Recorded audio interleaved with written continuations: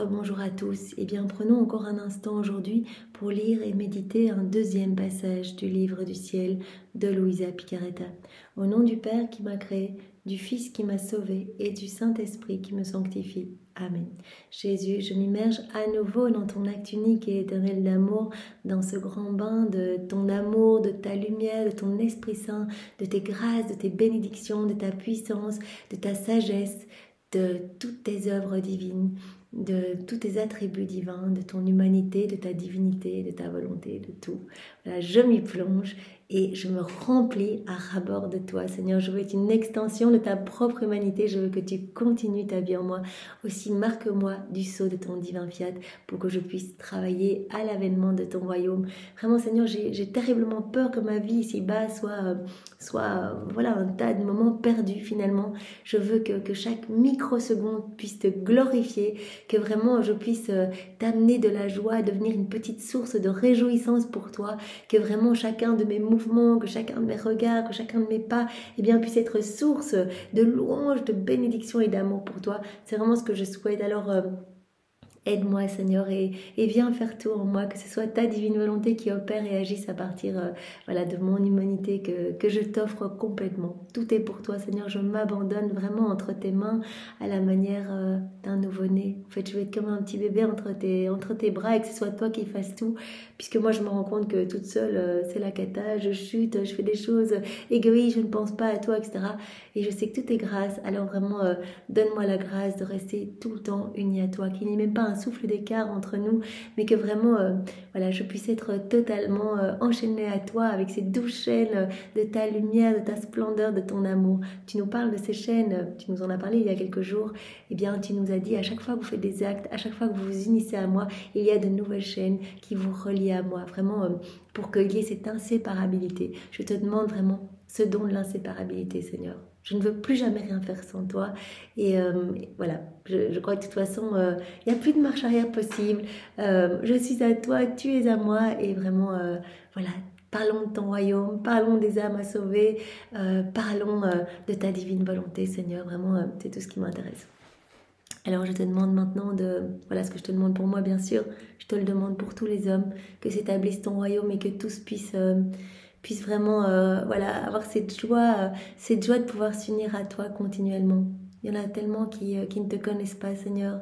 C'est si triste de vivre cette vie ici-bas sans te connaître. Alors voilà, que tous ces moments que nous prenons en union avec toi puissent avoir des effets bienfaisants dans toutes les âmes et que beaucoup puissent te découvrir, t'aimer, se repentir, se sanctifier, que beaucoup puissent voilà, te voir comme leur roi, comme leur bien, leur tout, que beaucoup puissent te laisser toute la place vraiment dans leur cœur. Je te demande maintenant de nous disposer pour que nous puissions accueillir ce nouvel enseignement que tu nous donnes vraiment comme à chaque fois un nouveau cadeau rempli de tous les biens divins. Tu nous en as parlé juste précédemment. Vraiment chaque connaissance est remplie de ta vie en fait. C'est une vie que tu sors de toi.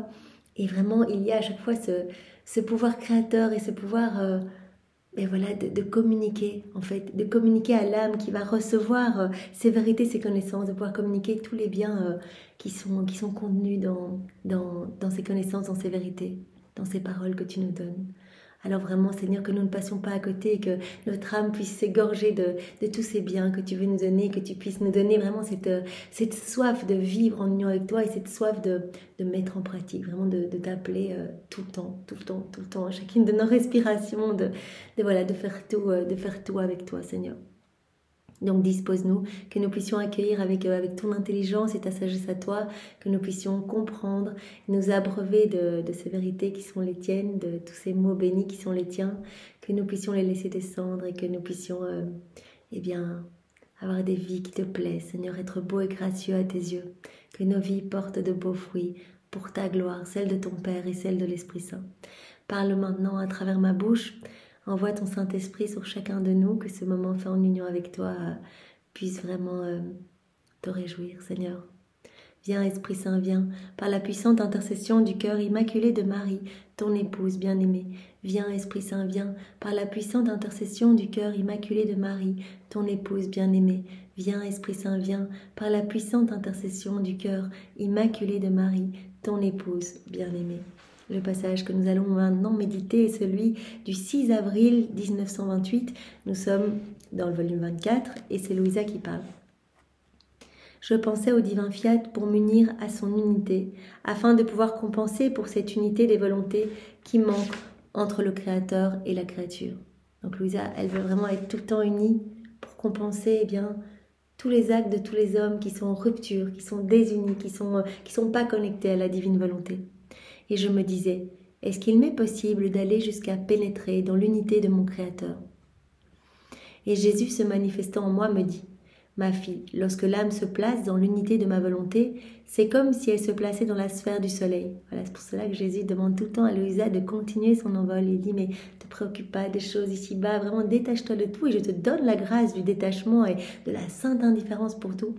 Continue ton envol, ça veut dire garde tes yeux fixés sur moi et élève ton âme, que ton âme puisse vraiment s'envoler et aller se greffer dans le soleil de ma divine volonté. Donc il prend aujourd'hui cet exemple du soleil. Le soleil de la création. Et dit, lorsque l'âme se place dans l'unité de ma volonté, c'est comme si elle se plaçait dans la sphère du soleil. Regarde le soleil, il est un. De la hauteur de sa sphère, il ne fait qu'un seul acte, mais la lumière qui descend embrasse toute la terre, et par les effets de sa lumière, il produit des actes innombrables et multiples. Acte unique et éternel, un acte, le soleil, il est un, mais par contre, il y a une multitude d'effets, multitude de petits actes en fait qui vont le soleil va donner par ses rayons la vie, les parfums, il va donner vie à tout en fait. Il produit des actes innombrables et multiples. Il revêt pratiquement chaque chose, chaque plante. Il lui donne son étreinte de lumière et il lui dit « Que désires-tu? De la douceur? Je te la donne. Et toi, que désires-tu? De la chaleur? La voici. Et toi, du parfum? Je te le donne également. » Sa lumière se déverse avec passion, presque sur chaque chose, et il lui donne ce qui convient à sa nature pour former sa vie et croître, en accord avec l'ordre créé par Dieu. Et pourquoi tout cela? Parce que sa sphère contient tant de lumière, ainsi que toutes les semences et tous les effets de toutes les choses et de toutes les plantes répandues sur la surface de la terre. Parce que le soleil est un et contient tout. Contient toute la lumière, toutes les semences, tous les effets de toutes les choses et de toutes les plantes qu'il y a sur la terre. Or, cela symbolise l'âme qui veut vivre dans l'unité de notre volonté. L'âme doit s'élever et s'accrocher, s'unir, se plonger vraiment dans cette sphère de lumière. Elle s'élève alors dans la sphère de l'éternel fiat qui contient tant de lumière que rien ne peut lui échapper et qui possède toutes les semences des vies des créatures. La divine volonté contient tout et tout est en vie par le moteur de la divine volonté. En fait, la divine volonté, elle opère, elle agit dans chaque élément créé. Si nous sommes en vie, si nous respirons, etc., c'est parce que la divine volonté nous donne le souffle, le mouvement, etc. Donc vraiment, la divine volonté contient tout et se trouve partout. Voilà. Elle s'élève alors, donc l'âme qui veut vivre dans la divine volonté, qui veut vraiment s'unir, vraiment s'immerger dans le soleil de la divine volonté, elle s'élève alors dans la sphère de l'éternel fiat qui contient tant de lumière que rien ne peut lui échapper et qui possède toutes les semences des vies des créatures. Sa lumière revêt et façonne chacune d'elles et prie que toutes puissent recevoir la vie, la beauté et la sainteté voulues par leur Créateur. Voilà, donc quand une âme s'unit à Dieu, en fait, laisse la divine volonté travailler, opérer, agir à travers son humanité. En fait, c'est comme si elle se greffait dans le soleil et elle devient elle-même une source de lumière, en fait. Elle se regorge de cette lumière même de Dieu, cette splendeur de Dieu, l'amour même de Dieu. En fait, tout cela va pouvoir se déverser, en fait, comme des rayons qui vont sortir de son humanité à chacun de ses mouvements, à chacun de ses regards, à chacune de ses paroles, à chacun de ses pas. Et donc, toute cette lumière, cet amour qui va se déverser, eh bien cela va permettre des transformations dans les cœurs des personnes autour de cette âme, mais aussi des personnes du passé et du futur. Donc, il y a vraiment des répercussions partout. Et l'âme de cette sphère fait partie de toutes les créatures et se donne à toutes. Voilà, il y a le pouvoir créateur dans la divine volonté de multiplier à l'infini les actes faits vraiment en union avec Jésus, les paroles, les pensées, etc. Tout ce qui est fait dans la divine volonté va être multiplié. On dit à Jésus, je t'adore avec tes adorations, donc avec ta volonté à toi. Directement, ces adorations se multiplient à l'infini, partout, et viennent recouvrir toute la laideur du péché, vraiment résonnent partout sur la terre et dans le ciel. Elle répète notre acte qui est un. Mais cet acte unique a la vertu de tout faire et de se donner à toutes, comme si chacune l'avait à sa disposition. C'est pour cela que Jésus dit souvent qu'une âme qui agit dans sa volonté propre, elle va avoir une toute petite portée. On va agir, on va faire du bien autour de nous, mais peut-être à 2-3 personnes, voire un petit peu plus si on est un peu plus grande aura. Mais quand on agit dans la divine volonté, ce n'est pas nous qui agissons, c'est Jésus en nous. Et donc vraiment, on détient cette source intarissable de tout. Et directement, il y a cette portée illimitée. On peut aller toucher des âmes du passé, des âmes du futur, etc. C'est pour cela que Jésus dit, voilà, tout ce que j'octroie, tous les miracles, les charismes, les grâces, les conversions, la grâce de la sainteté, la grâce de pouvoir supporter des maladies, des souffrances, la grâce du martyr, etc. Eh bien, tout cela, je le donne, je l'ai donné, je le donnerai, uniquement parce qu'il y a des actes qui sont faits dans ma divine volonté. Donc maintenant, nous méditons ensemble dans la divine volonté, nous laissons Jésus agir en nous, nous laissons sa divine volonté méditer en nous. Il y a peut-être Sainte Bernadette qui a reçu cette grâce de pouvoir voir la Vierge parce qu'aujourd'hui, nous faisons cet acte dans la divine volonté, ou que demain, ou que hier, nous en avons fait, etc. Donc vraiment, tout passe par le truchement des âmes qui vivent dans la divine volonté. C'est vraiment incroyable. Donc l'âme qui vit dans la divine volonté répète notre acte qui est un. Mais cet acte unique a la vertu de tout faire et de se donner à toutes, comme si chacune l'avait à sa disposition et le possédait pleinement en propre. En fait, l'unité est en nous une nature et dans l'âme, elle peut être une grâce. Donc voilà, comme Jésus l'avait dit pour sa maman, voilà ce que je suis, par nature, ma maman, elle est devenue par grâce. Donc vraiment, elle est devenue, ce soleil, comme cette habitation gorgée de lumière de tous côtés, resplendissante, cette lumière qui s'écoule vraiment dans tous les cœurs, etc. Moi, je le suis par nature, je suis ce soleil par nature qui déborde. Ma maman a reçu cela par grâce en étant unie à moi et en crucifiant continuellement sa volonté propre au profit de la divine volonté. Donc nous pouvons devenir, nous aussi, vraiment des sources de cette lumière jaillissante. Nous pouvons devenir propriétaires de cette source intarissable de tous les biens, de tous les bienfaits, de tous les bonheurs. Voilà, l'âme qui vit dans notre volonté répète notre acte qui est un. Mais cet acte unique a la vertu de tout faire et de se donner à toutes, comme si chacune l'avait à sa disposition et le possédait pleinement en propre. En fait, l'unité est en nous une nature et dans l'âme, elle peut être une grâce. Et nous nous sentons multipliés dans l'âme qui vit dans notre unité.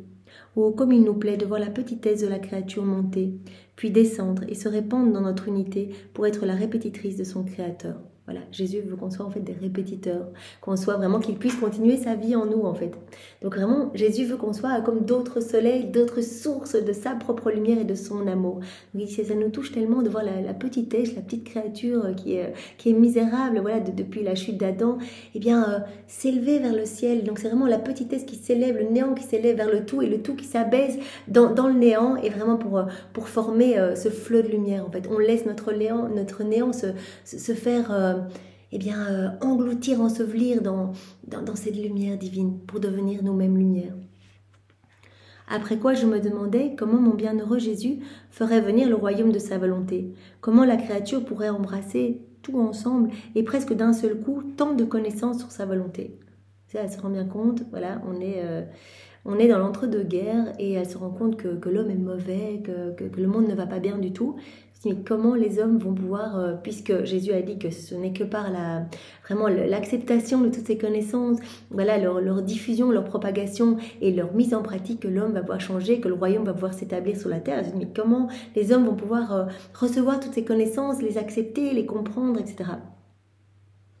Comment ils vont recevoir presque d'un seul coup tant de connaissances sur sa volonté, des biens si grands, des manières si divines, une beauté, une sainteté qui contiennent le reflet de la ressemblance avec son Créateur. Comment l'homme va passer de cet état vraiment où il est en haillon, où il est vraiment misérable, où il gratte dans le sol, il essaie de supplier pour une petite grâce, pour quelque chose, mais il n'est pas bien, il essaie de combler vraiment le vide qu'il ressent dans son cœur avec les choses du monde. Comment il va passer de cet état d'esclave, de ses passions, de ses mauvais comportements, à un état vraiment d'enfant de lumière resplendissant, vraiment à l'image et à la ressemblance de Dieu.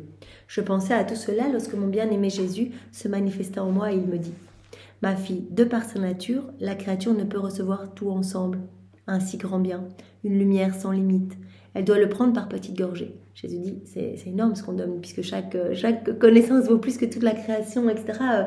Il faut y aller progressivement. Il ne faut pas essayer de tout avaler d'un coup. C'est vraiment quand une connaissance est reçue, est digérée, est comprise, que vraiment il va y avoir ce travail de la grâce qui va nous donner cette envie de mettre en pratique pour rentrer en possession de tous les biens contenus dans cette connaissance, contenus dans les éléments créés, etc. On sait très bien qu'il y a des cadeaux pour nous cachés dans chaque élément créé.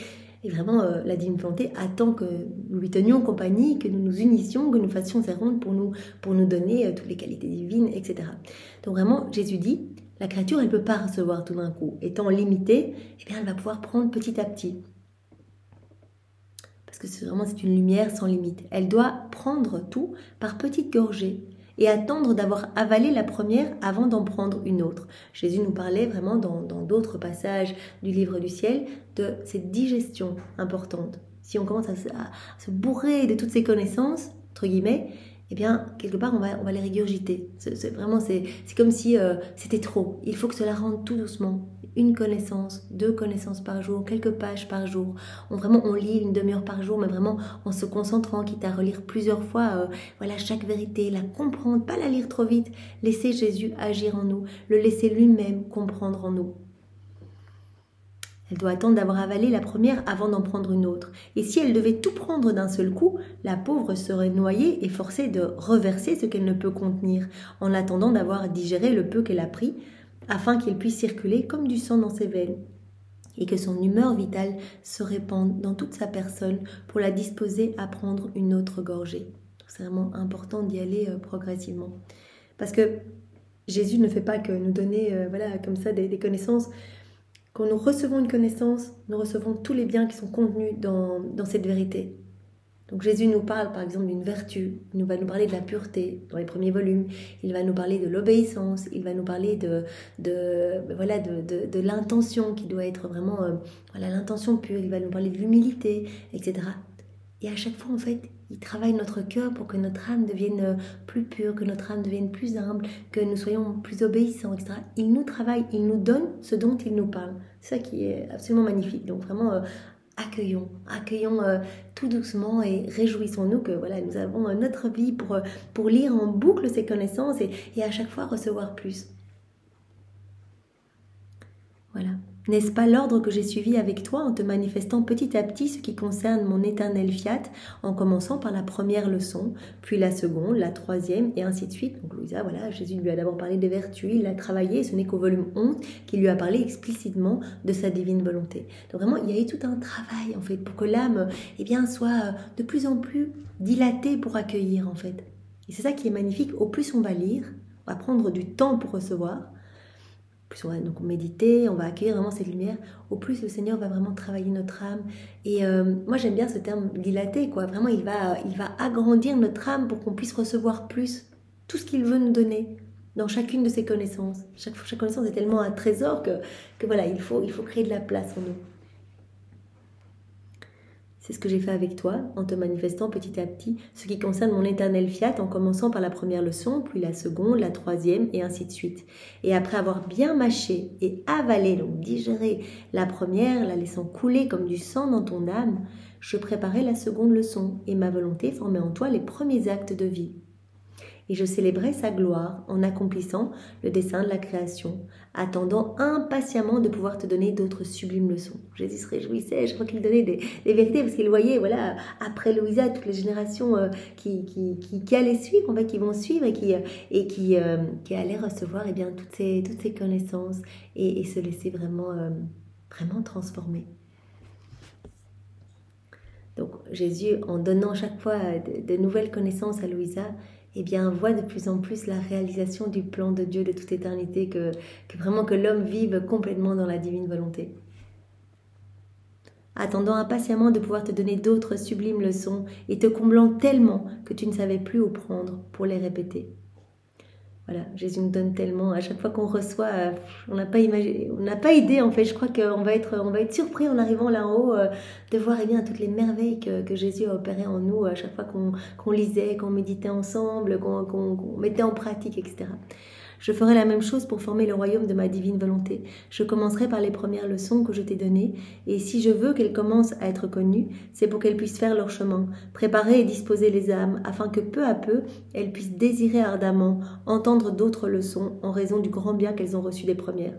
Voilà, Jésus nous dit déjà ici, voilà, je commence déjà, Louisa, la publication, j'inspire déjà tes confesseurs de commencer à s'activer pour propager ces écrits, parce que je commence déjà à préparer les âmes autour de toi et les âmes qui vont suivre après toi. Je veux vraiment les toucher, et Jésus nous parle vraiment comme s'il mettait quelque chose un peu d'addictif en fait dans ses connaissances, que les âmes, en lisant une vérité, eh bien, puissent se sentir tellement bien, en fait, puissent ressentir tellement le bien qu'elles ont reçu en accueillant cette vérité, eh bien, qu'elles ressentent impatiemment eh bien, la joie, enfin, qu'elles aient envie de s'y replonger, en fait, de recevoir une deuxième vérité, puis une troisième, etc. Et c'est ce qui se passe. Voilà, on lit. Moi, c'est pas dans ma nature de lire comme ça, voilà, les mêmes livres indéfiniment, etc. Mais c'est tellement magnifique. Moi, je veux rien lire d'autre, je veux rien faire d'autre que les écrits du ciel, les 24 heures de la passion et la divine volonté. Rien. Mon temps, c'est... Et Maria Valtorta pour faire des rondes dans toute la vie de Jésus. C'est pourquoi j'ai préparé 2 si longues leçons sur ma volonté, car elles renferment le dessein primordial pour lequel l'homme et toutes choses ont été créés, et la vie même que l'homme doit mener dans ma volonté. Sans ma volonté, c'est comme si l'homme ne possédait pas la vie véritable, mais une vie qui lui est presque étrangère, et par conséquent pleine de dangers, de malheurs et de misère. Voilà, l'homme sans Dieu, l'homme agissant dans sa volonté propre, est vraiment dans un chaos total, même un danger. Jésus dit, voilà, il est recouvert comme de boue, il est en fait vulnérable face aux attaques des démons. Tandis que dans la divine volonté, on est comme dans l'enceinte, en fait. Vraiment, Jésus dit, je vous mets comme dans une muraille et les démons ne peuvent plus vous attaquer. Ils vont peut-être essayer un peu de perturber votre paix via d'autres personnes de votre entourage, mais il n'y a rien, en fait, ils ne pourront rien faire parce qu'ils ont horreur de la divine volonté. Donc, ils aimeraient bien essayer de vous faire arrêter, d'essayer de vous décourager, etc. Mais la puissance, ma vie, ma force, ma beauté, ma sainteté, tout cela est en vous et vous sentez tellement de bien en vous que les démons n'ont plus aucune force sur vous. Et qu'en fait, toute cette lumière les fait fuir loin. En fait, ils ont peur de cette lumière. Donc vraiment, cela leur est encore plus pénible que tout. Et donc, ils fuient loin. Donc c'est ça qui est magnifique. On est vraiment en sécurité, on est en sûreté avec Jésus quand on reste unis à Jésus et qu'on prend tout comme venant de ses mains. Et puis c'est terriblement reposant, je trouve, de dire, bien voilà, Seigneur, que ta volonté soit faite dans ma vie, pour mes enfants, pour ma famille, pour tous les hommes, en fait, que ton royaume s'établisse et je te fais confiance. Et voilà, si je dois vivre ça, c'est que tu l'as autorisé dans ma vie. Moi, je trouve ça magnifique de pouvoir se dire, ben voilà, tout ce qu'on vit, même des choses difficiles, dans la divine volonté, Jésus l'a permis. S'il l'a permis, c'est que lui voit un peu plus loin et qu'il voit que cela va vraiment nous élever en sainteté et nous faire grandir davantage à sa ressemblance. La pauvre âme, donc l'âme qui vit dans sa volonté propre, sans la vie de ma volonté, eh bien, le pauvre homme, il aurait mieux valu pour lui qu'il ne soit pas né. Mais pour son plus grand malheur, il ne connaît même pas sa vraie vie, car jusqu'à présent, il n'y a eu personne pour briser le pain véritable des connaissances de ma volonté, de façon à former le sang pur et permettre à sa vie véritable de croître dans la créature. Voilà, Jésus dit, l'homme, sans ma volonté, sans ma vie grandissante en lui, parce que c'est ça en fait, quand on vit dans la divine volonté, cette vie divine croît en nous, à chaque fois qu'on fait des actes, on alimente cette vie, etc. Il y a l'homme qui vit dans sa volonté propre, en fait, dans un état misérable, mais n'a même pas un chemin pour revenir à Dieu, où il peut y aller par l'exercice de vertu, etc. Mais il n'a pas encore ces connaissances. Et c'est pour ça que Jésus dit c'est urgent de faire connaître tout ça, d'en parler. Et c'est urgent de commencer à mettre en pratique, parce que chaque mise en pratique, cela va toucher des cœurs qui vont découvrir aussi mes connaissances, etc. Donc voilà, c'est comme cet enfant misérable qui est recouvert de haillons et que personne n'alimente en fait. Personne ne lui donne, comme il prend cet exemple ici, le pain véritable des connaissances de ma volonté. Donc cela aussi nous fait penser, pendant la consécration, quand on dit « Donne-nous aujourd'hui notre pain de ce jour dans notre Père », eh bien en fait, c'est le pain, Jésus nous en a parlé dans les écrits du ciel, c'est le pain eucharistique, c'est le pain de la divine volonté, Et puis c'est le pain quotidien, voilà, c'est nos besoins matériels, mais c'est le pain de la divine volonté en premier. Eh bien, offrons ce pain aux personnes autour de nous, le pain de la divine volonté qui va permettre vraiment à ces âmes de se relever et vraiment d'être magnifiées en fait, de reprendre cette place royale, de façon à former le sang pur et permettre à sa vie véritable de croître dans la créature. Ils ont brisé pour lui un pain rassis et médicamenteux qui, s'il ne l'a pas tué, ne lui a pas permis de grandir en bonne santé, vigoureux et fort d'une force divine, comme le fait le pain de ma divine volonté. Voilà, autant le pain de la divine volonté nous donne vraiment cette grâce de grandir en sainteté, cette sainteté même de Dieu. Vraiment, on a la possibilité de vivre la vie des saints, des bienheureux ici-bas. Mais voilà, pour l'âme qui vit dans sa volonté propre, si on ne lui amène pas ses connaissances, s'il n'en a pas idée, eh bien c'est comme si on le nourrissait avec du pain rassis, voilà les choses du quotidien, les choses du monde. Et donc il n'a pas la possibilité de revenir à Dieu en fait, et d'être heureux en fait. Le don de la vie dans la divine volonté, c'est parce que Dieu veut tout nous donner. C'est dans sa nature de faire déborder son amour en nous. On a été façonné dans l'amour. Cet amour ad intra entre les trois personnes de la Trinité a voulu se déverser ad extra en l'homme. C'est pour ça que l'homme était gorgé à ras-bord de tout, puissance, sainteté, beauté, amour, etc. Et qu'il était vraiment continuellement alimenté de nouvelles grâces, de nouvelles saintetés, etc. Il était dans ce rapport d'amour. Et bien c'est à cette place-là que nous sommes tous appelés. Et vraiment, allez, faisons des actes en union avec Jésus, parlons de la divine volonté, offrons des livres, les livres du ciel, les personnes autour de nous, vraiment, voilà, pour que ces âmes puissent elles aussi avoir la chance en fait de recevoir ce pain de la divine volonté et de pouvoir vraiment se laisser complètement transformer et regagner cette ressemblance avec Jésus. Ma volonté est la vie et elle a la vertu de donner sa vie. Elle est lumière et elle dissipe les ténèbres. Elle est immense et elle prend l'homme de tous côtés pour lui donner force, bonheur, sainteté, de telle sorte que tout est en sécurité autour de lui. C'est magnifique, voilà. Jésus nous promet bonheur, sainteté, beauté, tous ces attributs divins. En fait, quand on vit dans la divine volonté, tout est pour nous. En fait, on a cette source en nous, on peut se servir, on a tous les attributs de Jésus, on a absolument tout. Il y a toute l'œuvre de la création, de la rédemption, de la sanctification, on peut tout prendre. Donc ça, c'est vraiment magnifique. Et donc, l'homme est en sécurité. Ah, tu ne sais pas quel trésor de grâce se cache dans ces connaissances, dans ces vérités, tout le bien qu'elles apporteront aux créatures. Et c'est pourquoi tu ne montres pas d'intérêt à ce qu'elles commencent à faire leur chemin pour donner le départ à la formation du royaume de ma volonté. Ce n'est que dans la diffusion de ces connaissances, et bien que pourra se former. Louisa, elle a formé le royaume avec Jésus en accueillant ses connaissances, en étant la dépositaire de toutes ces vérités relatives à la divine volonté. Mais ce n'est que dans la propagation de ces connaissances, cette diffusion, que les hommes vont pouvoir recevoir et vraiment se laisser séduire et se laisser vraiment façonner et changer toute leur vie en fait. Se mettre entre les mains de Dieu et laisser Dieu agir en eux. Donc c'est magnifique. Seigneur, voilà, nous avons cette chance vraiment de pouvoir déjà accueillir tous les jours tes paroles, tes vérités, et bien vraiment que nous puissions te plaire, que nous puissions avancer selon le plan que tu as pour chacun de nous, que nous puissions vivre dans ta divine volonté continuellement. Donne-nous ce don.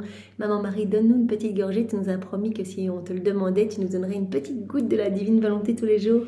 Eh bien, nous te demandons cette petite goutte aujourd'hui pour que nous puissions briller de la lumière même de Dieu et que voilà, nous puissions être ces petites sources d'amour ici-bas et que les ténèbres soient dissipées et que tout ne soit que lumière. Vraiment que ton royaume, Seigneur, puisse s'établir ici-bas. Merci Jésus pour toi, avec tes propres remerciements, sois loué, béni et glorifié au nom de tous. Au nom du Père et du Fils et du Saint-Esprit. Amen. Soyez tous bénis. Au revoir.